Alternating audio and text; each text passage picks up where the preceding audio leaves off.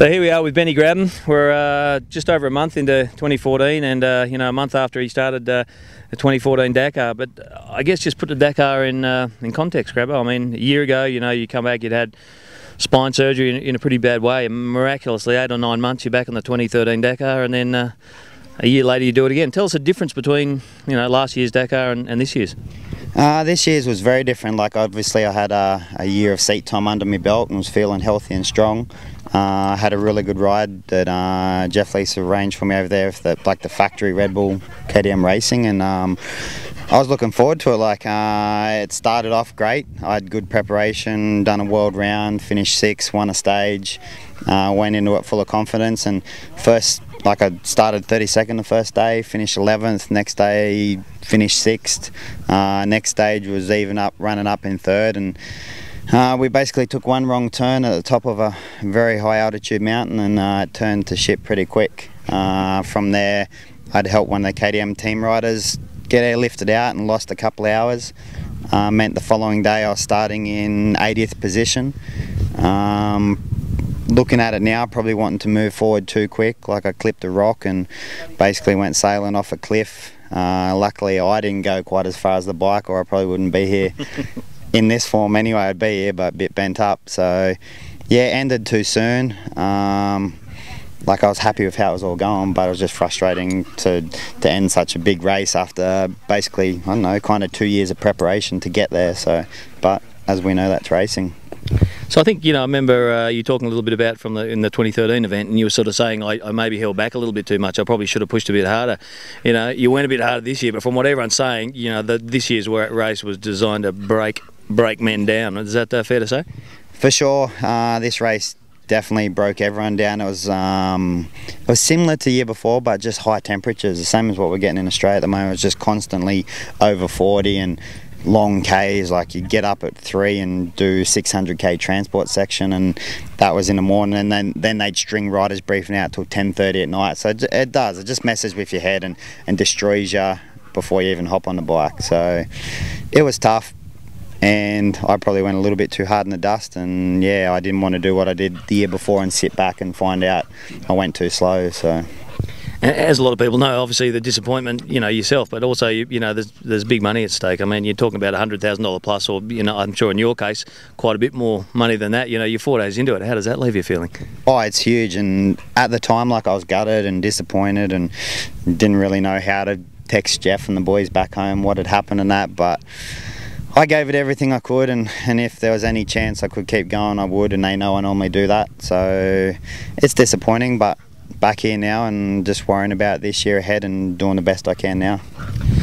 Just while we're still on Dakar, I know that Dakar, they've obviously, KTM's now 13 consecutive wins with Coma this year, and going 1-2 with Jordi Villadoms, and that new, much more compact 450 rally bike that they've made. I know you got a bit of a sneak ride of, I think, Kurt Caselli's bike over in Morocco. Yeah, he was lucky enough when we were out of sight. No one was supposed to ride it, and he let me throw a leg over and go for a spin. The thing's amazing. It's amazing. I think it's 3 or 4 years they've had the old one, how much they've refined it. The bike, it's tiny, it's small, it's so much lighter and easier and faster, and pretty much they've developed it in every aspect you can think of and made it better. But in saying that, that's now, from what I understand, it'll be the customer bike for the following Dakar, so that'll be pretty good for everyone.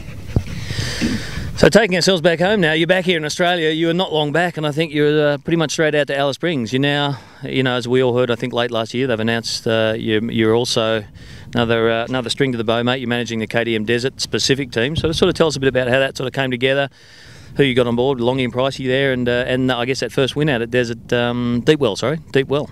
Yeah, that's it. I think we're getting more and more desert races, the same as the boys with off-road team are getting more and more with Endurocross. So to do it properly, we sort of separated a little bit, and they got more races, and now we've got pretty much a full year of racing in the desert. So that's how it come about. Obviously I've been doing a lot of the tri-series and that, and organising stuff, so it sort of makes sense to continue doing it. But now I've got 2 super fast teammates in Toby, who's obviously going to share himself between everyone and try and race everything.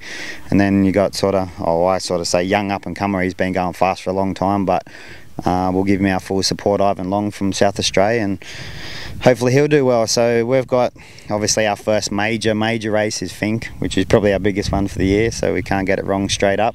And then into Hadar, and then the Tri-Series and Gas Dash, and basically any desert race that pops up that isn't navigation at this stage. Like everyone's been asking me a question, no, we're not doing Condo 750 at this stage, or Safari. Like I've been there and done it and enjoyed it a lot, but I've finished up sort of doing that. I'm happy to do the other style of racing, but that's not to say that KTM won't have some kind of effort in that race. You're getting close to your 30s, almost 30, right? I'm 32 now, so. 32, I'd forgotten about that actually. 32, mate. You just got a kid, Jackson. Your young 5-6 month old. We just saw over there before, and congratulations on that. But does that change things? You become a team manager. You're now a father. Does that? Are you sort of thinking about a 2-year plan where you sort of migrate from a racer come team manager to just specifically being a team manager? Yeah, I suppose that is. It seems like the progression at the moment. But in saying that, the good thing is I'm still able to race this year the way we're doing it. Like come race day, I'll have Mikey from WA manage the team as in manager, and I'll step aside and be a racer. But yeah, I guess when you get older, that's where you go. But in saying that, I don't feel like I'm slowing up, and I've got some pretty good motivation to try and beat the guys that are my teammates, and I suppose they look at me a little bit as a boss, so they don't want the boss beating them, so I'll definitely try and do that. You obviously have different pressures and stresses and that with sponsors and commitments and things like that. You just sort of need to do what we need to do and then block that out, and then just focus on my racing when I can in between. So. Well, you're looking pretty fast out there in those pine forests today, Grabbo. And but mate, listen, all the best with the gig. Great to see you back, and let's hope that you got more than a week's worth of Dakar in you next year. Yeah, that's it for sure. Now, well, everything's looking good, so I'm happy to be back racing and just excited about what's ahead.